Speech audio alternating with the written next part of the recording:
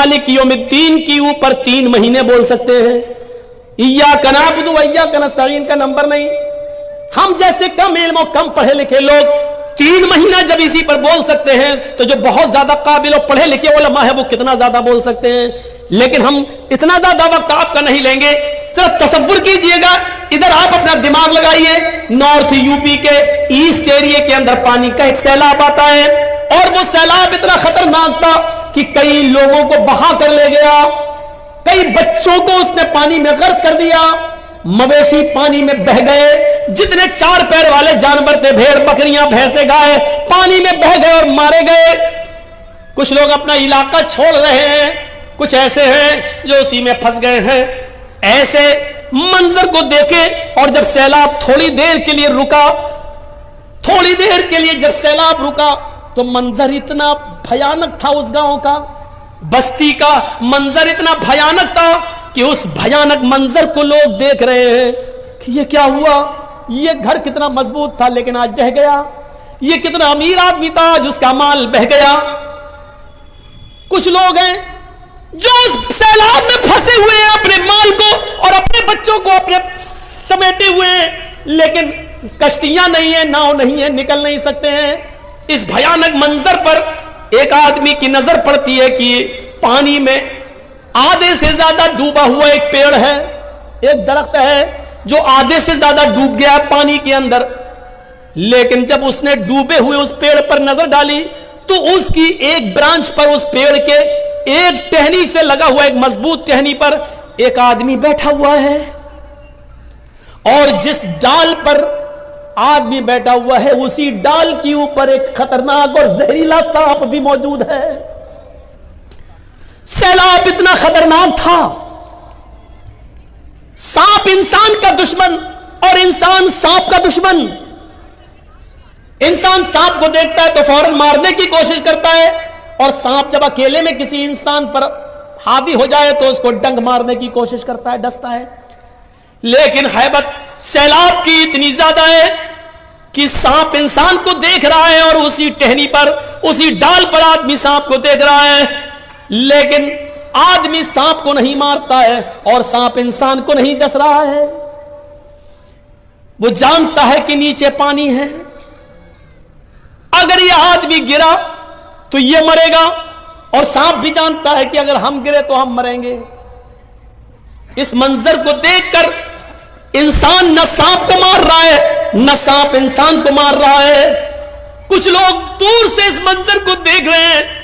तसव्वुर कीजिए कि सैलाब इतना भयंकर, इतना खतरनाक, और इस मंजर को कुछ लोग दूर से देख रहे हैं। लेकिन ऐसे मंजर पर जहां सांप भी इंसान को डसने की कोशिश नहीं कर रहा है, यहां ऐसे दुनिया परस्त और दुनिया तलब लोग और कुत्ते के जानवरों जैसी सिफत रखने वाले लोग ऐसे भी थे, जहां आए और इन लोगों से कहने लगे कि तुम सैलाब में फंसे हो, हम तुम्हारी मदद के लिए आए हैं, तुम अपना माल हमारे हवाले कर दो, हम इनकी हिफाजत कर लेंगे, और जब तुम्हें इस मुसीबत से छुटकारा मिले तो हम तुम्हारा माल तुम्हें वापस कर देंगे।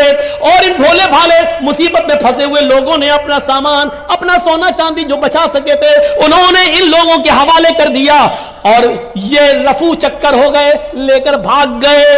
गौर कीजिए, उन मजबूर लोगों की मजबूरी का भी फायदा इन लोगों ने उठाया। जहां एक सांप इंसान को डसने की हिम्मत नहीं कर रहा है, और जहां एक इंसान सांप को मारने की हिम्मत नहीं कर रहा है, वहां ये इंसान कितना गिर चुका है। वहां ये दुनिया तलब इंसान और दुनिया परस्त इंसान, नाजायज माल को कमाने वाला और दुनिया की मोहब्बत को रंगने वाला, ये इंसान कितना नालायक और कितना बड़ा कमीना है, जो ऐसे मौके पर भी मजबूर लोगों की मजबूरी को न समझ सका और उनका माल लेकर फरार हो रहा है। आप अंदाजा लगाइए, सोचिए कि इंसान कितना ज्यादा मफाद परस्त हो चुका है। ये सांप से ज्यादा जहरीला हो चुका है। सांप अपने जहर से इंसान को डसना छोड़ रहा है, लेकिन ये कमीना इंसान अपनी कमीनगी इंसान से नहीं छोड़ रहा है। ये सोचिए और तसव्वुर कीजिए कि इंसान कितना गिर चुका है कि एक मौके पर सांप भी इंसान को काटने की जरूरत नहीं कर रहा है, लेकिन इंसान इंसान को काट रहा है, इंसान इंसान को डस रहा है, और ऐसे मौके पर भी उसका पैसा छीनकर, उसकी दौलत लेकर ये भाग जाते हैं, ये कहकर कि अभी तुम मुसीबत में हो, हमारे हवाले कर दो, जब तुम्हारे मुसीबतों के दिन खत्म होंगे हम तुम्हारे हवाले कर देंगे। और उसके बाद उनका पता नहीं चलता। इस दुनिया की दौलत ने हमें اتنا ہمیں برباد کر دیا، بالکل کتا صفت انسان بنا دیا۔ اسی لیے اللہ کے نبی نے فرمایا یوشک الامم ان تدع علیکم کما تدع القلۃ علی قصتها، تمہارے اوپر ایک ایسا زمانہ آ جائے گا، تمہارے اوپر ایک ایسا زمانہ آ جائے گا کہ جیسے بھوکے لوگ دسترخوان کے اوپر ٹوٹ پڑتے ہیں، اسی طریقے سے تمام لوگ تمہارے اوپر ٹوٹ پڑیں گے۔ صحابہ صلی اللہ علیہ نبی کہہ رہے ہیں جیسے بھوکے لوگ دسترخوان کے اوپر ٹوٹ پڑتے ہیں، ویسے ہی دنیا ساری کی ساری دنیا تمہارے اوپر ٹوٹ پڑے گی۔ آپ دیکھ لیجئے، یہ ٹوٹنا ہی تو ہے، یہ ٹوٹنا ہی تو ہے۔ پیٹرول 100 کے پار، ڈیزل بھی اسی کے مقابل، گیس سلنڈر کی قیمت، سرسوں کے تیل کی قیمت، یہ ساری قیمتوں کو آپ ایک طرف رکھیے، لیکن اس کے باوجود ہم پریشانیاں اٹھا لیں گے، سب کچھ برداشت کر لیں گے، لیکن ووٹ ہم انہی کو دیں گے۔ یہ کیا ہے؟ تسلط دیکھیے، وہ زہر گھولنے میں کامیاب ہو گئے اور سب کو ایک پلیٹ فارم پر لے آئے۔ ہم یہی ڈھونڈتے رہے کہ ہمارا کون ہے، ہماری آواز کون اٹھا رہا ہے، ہمیں حق کون دلا رہا ہے۔ تم حق کی بات کر رہے ہو، اپنا وجود بچانے کی فکر کرو۔ اب تو ہم اسی میں ابھی پڑے ہوئے ہیں، اور کسی چینل والے نے ہمارا انٹرویو لیا، کہا کہ آپ کیا کہنا چاہتے ہیں کہ جرجی صاحب کیا بی جے پی مسلمانوں کو برباد کر رہی ہے؟ میں نے کہا نہیں، بی جے پی مسلمانوں کو کبھی برباد کر ہی نہیں سکتی۔ یہ آپ غلط سوچتے ہو کہ بی جے پی آ جائے گی ہمیں برباد کر دے گی، نہیں۔ جس دن بی جے پی مسلمانوں کو برباد کرے گی اس دن بی جے پی خود برباد ہو جائے گی۔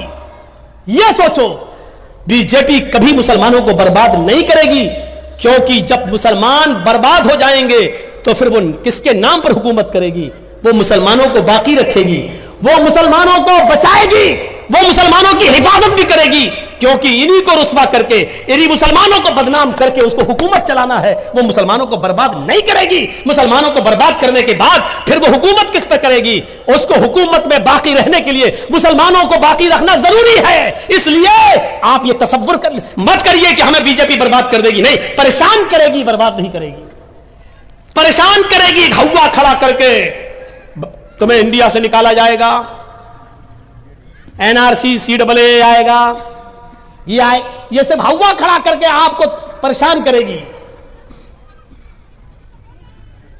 دیکھا نہیں آپ نے جتنا ہی لوگوں نے گائے کے نام پر ہم کو برباد کیا، بدنام کیا، گائے گائے گائے گائے، لیکن آج گوگل پہ ڈالیے اور یوٹیوب پہ سرچ کیجئے ہندوستان کے اندر سب سے بڑا گائے کے گوشت کا ویاپاری کون اور گائے کو کاٹنے والا کون؟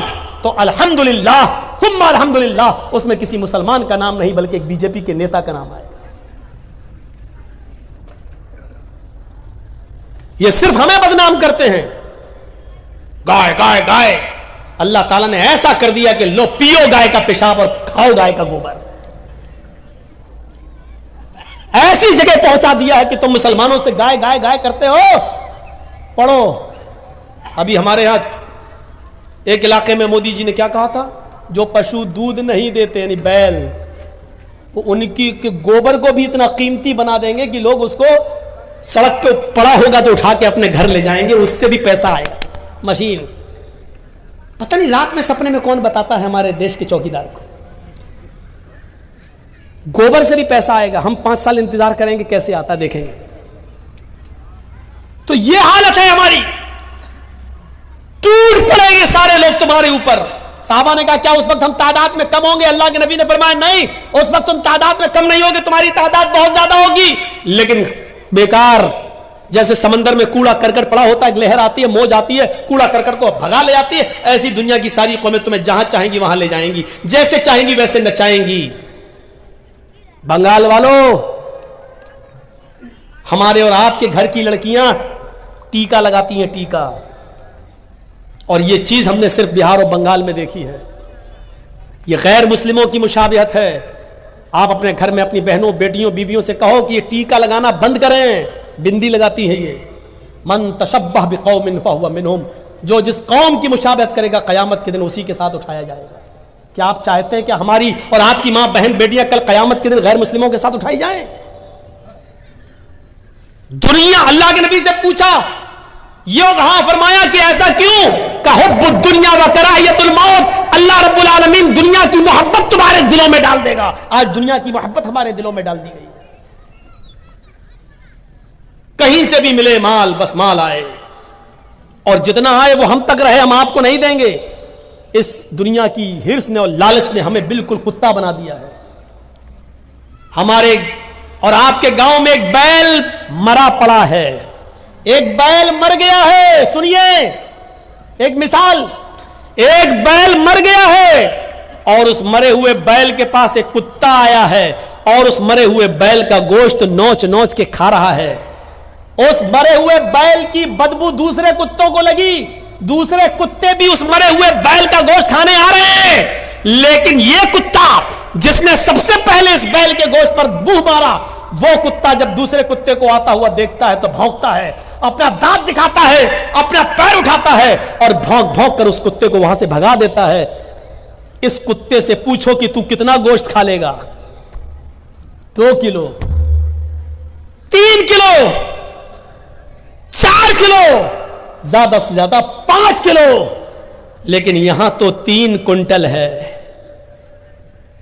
मरा हुआ बैल, उसका वजन 3 कुंटल है, तू कितना खा लेगा? 2 किलो, 3 किलो, 4 किलो, ज्यादा से ज्यादा 5 किलो। लेकिन कुत्ते को यह गवारा है कि बकिया गोश्त बेकार होता है, हो जाए, लेकिन दूसरे कुत्ते को हम नहीं खाने देंगे। आज यही सिफत हमारे अंदर आ गई है। यह सुनना पड़ेगा तुम्हें नहीं, तुम्हारे बाप को भी सुनना पड़ेगा। सारी दौलत हमें मिल जाए, लॉटरी खरीदी, लग गई और 5 लाख मिल गए, अब उस 5 लाख में हम किसी और को नहीं दे सकते हैं। इसको कहते हैं कुत्ता। आईपीएल में सट्टा लगाया, जीत गया 5 लाख, अब हम ही के पास रहे, दूसरे के पास नहीं। इसको कहते हैं मरे हुए बैल का गोश्त खाने वाला कुत्ता। मैं बोलूंगा ये, और इसके बावजूद जो खेलेगा वो सोचेगा कि मौलाना जर्जीस ने कुत्ता किसको कहा था। तसव्वुर करो कि हमारी हालत क्या हो चुकी है। जबकि हालत यह थी कि एक सहाबी अल्लाह के नबी सल्लल्लाहु अलैहि वसल्लम के पास आते हैं और कहते हैं कि अल्लाह के नबी, मेरे चंद गुलाम हैं, मैंने उनको खरीदा है, मेरे चंद गुलाम हैं, कभी कभी वो हमारे माल में खयानत करते हैं, कभी कभी वो हमको झूठ बोलते और धोखा देते हैं, मैं उनकी खयानत करने पर उनको थोड़ी बहुत सजा भी देता हूं, मारता भी हूं। अरे अल्लाह के नबी, क्या ये जुल्म तो नहीं है? भाई वो खयानत करते हैं, चोरी से हमारा माल चुरा लेते हैं, धोखा देते हैं हमें। अगर मैं उनको मारता हूं तो कयामत के दिन मुझसे हिसाब व किताब तो नहीं होगा? देख रहे हैं आप ये सवाल, कयामत के दिन कोई हिसाब व किताब तो नहीं होगा हमसे? तो अल्लाह के नबी सल्लल्लाहु अलैहि वसल्लम फरमाते हैं, कयामत के दिन तराजू लाई जाएगी। उस सहाबी से क्या कह रहे हैं, इधर सुनो, उस सहाबी से क्या कह रहे हैं? कयामत के दिन तराजू लाई जाएगी और उस तराजू के अंदर उनकी खयानत, उनका धोखा रखा जाएगा। जो उन्होंने तुम्हारे माल की चोरी की है और तुम्हारा माल चुराया या धोखा दिया, उसको एक तरफ रखा जाएगा, और तुमने उनको मारा है, सजा दी है, उस सजा को तराजू के दूसरे पल्ले पे रखा जाएगा। और जब तराजू उठाई जाएगी, अगर तुम्हारी सजा उठ गई और उनके धोखे का पल्ला झुक गया तो उनको सजा मिलेगी जहन्नम के अंदर। और अगर तुमने उनको मारा, अगर तुम्हारा जुल्म का पल्ला झुक गया और उनका धोखा और उनकी खयानत का पल्ला उठ गया, तो कयामत के दिन तुम्हें सजा दी जाएगी। यानी तुमने उनको उनके धोखे और उनकी खयानत से ज्यादा सजा उनको दी है, तो तुम्हें सजा दी जाएगी जहन्नम के अंदर। ये सहाबी कहते हैं, अल्लाह के नबी, ये तो बड़ा अजीब मामला है, ये तो बड़ा अजीब मामला है। तब तो फिर पता नहीं हमारी सजा कितनी ज्यादा होगी। अब तो बेहतर यही है कि अपने आप को जहन्नम के अजाब से बचाने के लिए मैं इन तमाम गुलामों की छुट्टी कर दूं, इनको मैं रिहा कर दूं, इनको आजाद कर दूं। वो सहाबी दूसरे दिन आते हैं और कहते हैं, अय अल्लाह के नबी, आप गवाह रहिए, मैंने अपने सारे गुलामों को आजाद कर दिया। यह है जहन्नम का डर, यह है हिसाब किताब का डर, जो हमारे अंदर नहीं है, होना चाहिए, हमारे अंदर नहीं है, ہونا چاہیے۔ میرے پیارے ساتھیوں، انہوں نے سوچا ہم نے ان کو جو سزا دی کہیں ایسا نہ ہو کہ ان کے جرم سے زیادہ ہو اور پھر ہمیں جہنم میں ڈالا جائے۔ انہوں نے سارے قیدیوں کو، سارے غلاموں کو آزاد کر دیا، سارے غلاموں کو آزاد کر دیا۔ میرے بھائیوں، حضرت عثمان غنی نے اپنے غلام کا کان مروڑا۔ ایک دن کہنے لگے ادھر آؤ، میں نے ایک دن تمہارا کان مروڑا تھا، آج تم بھی اپنا بدلہ لے لو، قیامت کے دن میں بدلہ نہیں دے سکتا۔ اس غلام نے کہا نہیں، آپ آقا ہیں، آپ ہمارے مالک ہیں، ہم آپ سے بدلہ نہیں لیں گے۔ امیر المومنین نے کہا نہیں نہیں، تمہیں انتقام لینا ہوگا۔ انہوں نے کہا تم میرے مالک ہو، میں کیسے انتقام لوں، آپ کو کیسے کان مروڑوں؟ حضرت عثمان غنی کہتے ہیں جاؤ، میں نے تمہیں آزاد کر دیا، آج کے بعد تم میرے غلام نہیں ہو، کیونکہ اس سے تم رہو گے میں پھر کسی غلطی پر تمہارا کان مروڑ دوں گا، ایسا نہ ہو کہ قیامت کے دن اللہ رب العالمین مجھے اس کا بھی حساب دینا پڑے۔ انہوں نے اپنے غلام کو آزاد کر دیا۔ میرے پیارے ساتھیوں، ایک صحابی وہ تھے جو نماز پڑھنے لگے اور نماز ہی کے اندر ان کا خیال ان کے باغ میں چلا گیا۔ میرے باغ میں کتنے کھجوروں کے پیڑ ہیں، یہ کھجوروں کے پیڑ جب کھجور پیدا ہوں گے تو بازار میں اتنے کا کھجور بکے گا، ہمیں اتنا پروفٹ ہوگا۔ یہ پڑھتے گئے، یہ سوچنے لگے اور رکعت بھول گئے۔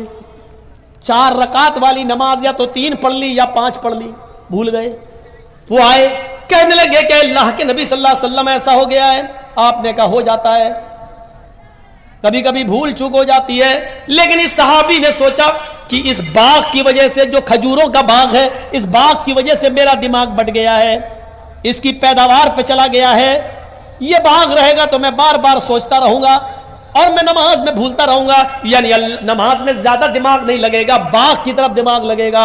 آتے اور اللہ کے نبی سے کہتے ہیں کہ اللہ کے نبی، میں اپنا پورا کا پورا باغ صدقہ کر رہا ہوں، خیرات کر رہا ہوں، میں اس باغ ہی کو نہیں رکھوں گا جو نماز میں ڈسٹرب کرتا ہے، جو باغ کو ہی کو ہم اللہ کے راہ میں صدقہ و خیرات کر رہے ہیں، اس کو غریبوں اور مسکینوں میں اس کے پھل بانٹ دو۔ ہمیں نہیں چاہیے ایسا باغ جو قیامت کے دن اللہ کے سامنے ہمیں اس کا جواب دینا پڑے، اللہ کے سامنے اس کے جواب ہم دے ہو جائیں۔ یہ باغ ہمیں نہیں چاہیے جو بار بار ہماری رکعتوں کو بھلوا رہا ہے۔ میرے بھائیوں، یہ تھے جہنم کے عذاب سے ڈرنے والے اور قیامت کے دن کی فکر کرنے والے، یہ لوگ تھے حساب و کتاب سے ڈرنے والے۔ مالک یوم الدین، وہ قیامت کے دن کا پورا مالک ہے اور اس دن ہمیں حساب و کتاب دینا ہوگا اس رب کے سامنے۔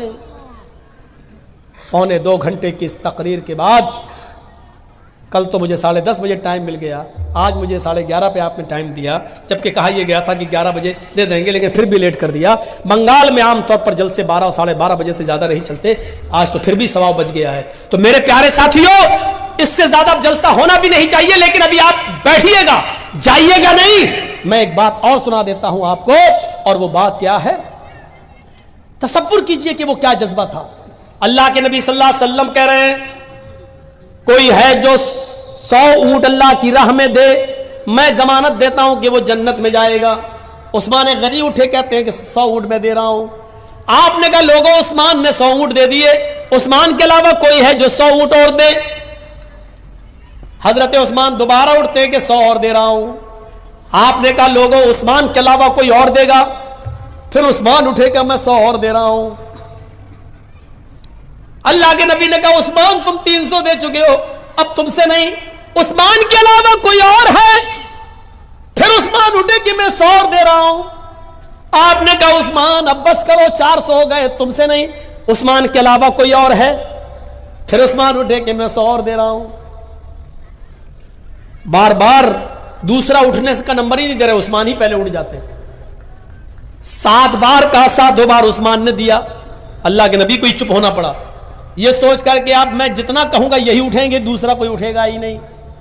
تو آپ نے فرمایا لوگوں، 700 اونٹ دے کر عثمان نے آج اتنا بڑا نیک کام کیا ہے، اتنا بڑا نیک کام کیا ہے کہ اللہ نے ابھی جبریل کو بھیج کر فرمایا عثمان سے کہہ دو ما ذر عثمان ما ذر عثمان ما ذر عثمان ما عمل بعد اليوم قط۔ اے عثمان، آج کے بعد اگر تو ایک بھی نماز نہ پڑھے گا، ایک بھی نیک کام نہیں کرے گا، پھر بھی اللہ تجھے جنت دے کر رہے گا۔ اتنا بڑا نیک کام، صدقہ و خیرات کا معاملہ دیکھ رہے ہیں، اسی سے تو جنت ملتی ہے۔ مسجد نبوی جب بن کر تیار ہوئی تو شاید آپ نہ جانتے ہو، میں آپ کو بتاؤں، مسجد نبوی بننے کے بعد 4 مہینے تک اندھیرے میں نماز ہوئی، صحابہ کے پاس اتنا تیل نہیں تھا کہ وہ چراغ جلا سکے. مغرب کی، عشاء کی اور فجر کی نماز بھی اندھیرے میں پڑھی جاتی تھی. 4 مہینے تک اس میں چراغ نہیں جلا. ایک دن اللہ کے نبی عشاء کی نماز پڑھانے کے لیے جب مسجد نبوی میں گئے تو کیا دیکھتے ہیں؟ روشنی آ رہی ہے، چراغ جل رہا ہے. آپ جب مسجد کے اندر گئے تو سارے صحابہ صف لگائے بیٹھے ہیں، چراغ کی روشنی میں صحابہ کے چہرے دکھ رہے ہیں. آپ نے پوچھا کس نے چراغ جلایا؟ حضرت تمیم داری اٹھتے ہیں، کہتے ہیں انا یا رسول اللہ، میں نے. اے اللہ کے نبی میرے پاس کچھ تیل زیادہ آ گیا تھا، میرے گھر کا خرچہ چل گیا، بقیہ تیل میں لے آیا. اے اللہ کے رسول چراغ جل گیا، اب انشاءاللہ کئی دن تک چراغ چلتا رہے گا، کیونکہ جتنا زائد تیل تھا وہ میں نے مسجد میں لا کر دے دیا. آپ نے نماز پڑھائی اس روشنی میں، اور چراغ کی روشنی میں نماز پڑھانے کے بعد جب آپ کھڑے ہوئے نماز کے بعد تو آپ نے کہا لوگوں، تمیم داری نے آج مسجد میں تیل لا کر چراغ جلایا. آج تمیم داری نے صرف اس مسجد کو روشن نہیں کیا، اس مسجد کو نہیں چمکایا، قد نورت الاسلام، آج تمیم داری نے پورا اسلام چمکا دیا ہے، آج پورے اسلام کو روشن کر دیا ہے، آج پورا اسلام جگمگا گیا ہے. ایک چراغ چلانے کی وجہ سے اللہ کے نبی نے کہا پورا اسلام جگمگا دیا ہے. غور کرو کہ آپ کے ہاں جو مسجد بن رہی ہے، جو صحن بچھ رہا ہے، جو لینٹر پڑ رہا ہے، اس میں اگر آپ تعاون دیتے ہیں تو کتنا بڑا ثواب ہوگا، کتنا بڑا کار خیر ہے.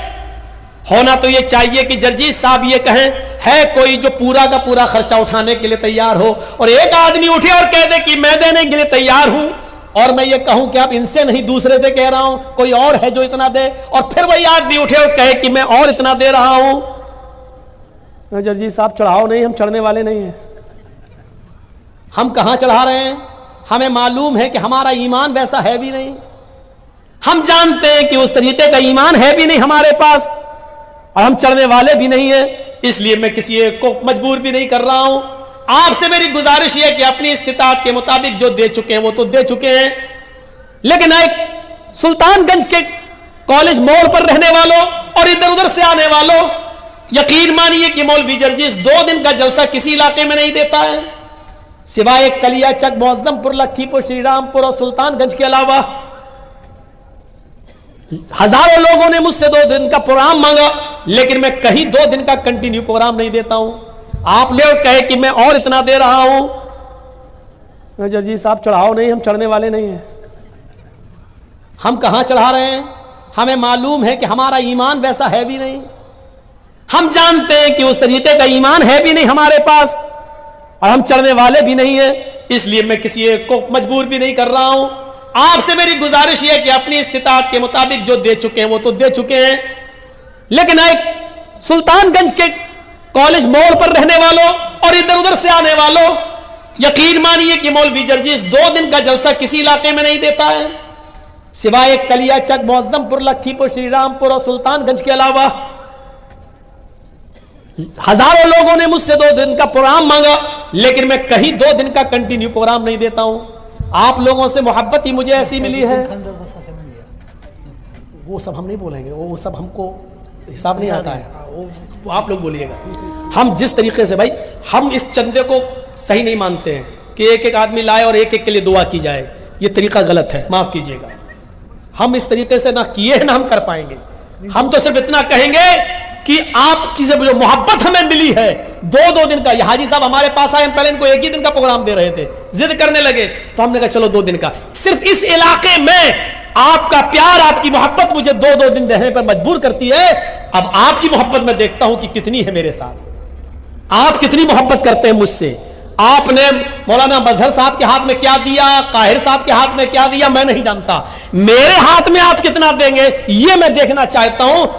جو محبت مجھے ہے آپ سے وہ آپ کو بھی مجھ سے ہے یا نہیں یہ میں دیکھنا چاہتا ہوں. اور میرے پاس دعا کی امید لے کے مت آنا، آپ دل میں خود نیت کر لینا کس کو ثواب پہنچانا چاہتے ہو. آپ کو آپ کی دی ہوئی رقم پر ثواب ملے گا. اگر آپ باپ کی طرف دینا چاہتے باپ کو ثواب ملے گا، ماں کے لیے دینا چاہتے ماں کو ثواب ملے گا، بیوی کی طرف سے دینا چاہتے بیوی کو ثواب ملے گا. میری دعا کی ضرورت نہیں، آپ کی نیت کی ضرورت ہے. اللہ کے نبی کے زمانے میں کچھ لوگ چپکے سے دے دیا کرتے تھے تاکہ کسی کو پتہ نہ چلے، تو کیا ان کو ثواب نہیں ملتا تھا؟ ان کو بھی بھی ثواب ملتا تھا. تو آپ کو کا جذبہ دیکھنا ہے.